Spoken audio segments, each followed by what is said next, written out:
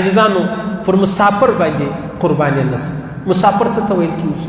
مسافر دې ته ویل کیږي چې یو سړی له خپل کور روان سو، له خپل ښار روان سو، تقریبا 8 کیلومتره راواخله، 9 کیلومتره 8 کیلومتره دی روان سولو، دی وایي زه ځم په سفر باندې. چې ولاړی د 1 ورځې اراده یې، د 2 ورځې اراده یې، د 5 ورځې اراده، دی مسافر دی.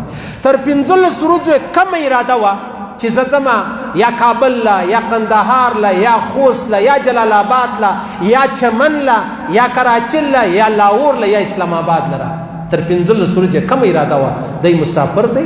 پر ده باندې چیش نسته، پر ده باندې قرباني چې د هغه نسته. د 4 رکاتو فرضو پر ځای به دی 2 رکاته چې دی هغه کوي.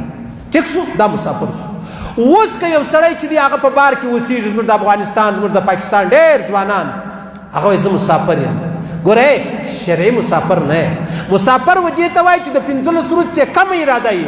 ته خو په کلو دورې، نو بیا ولې وایي چې زه مسافر یم؟ دې ته مسافر نه وایي، دی به خامخا قرباني کوي، لازمي به قرباني کوي. هغه ستا خپله خوښه ده، حالت یې کوي قرباني هم ستا خوښه ده، وطن لرې راسته یې هم ستا خوښه ده، و یو چا غریبانو کور لرې ورسته یې هم ستا خوښه ده، خو صرف قرباني چې د هغه پر تا باندې ستا. او که دغه مسافر د اختر درېیمه د لمر پرېوتو څخه مخکې راورسېدی، موقیم سلو، بیا به دی قرباني کوي که 10 روپۍ درلودې.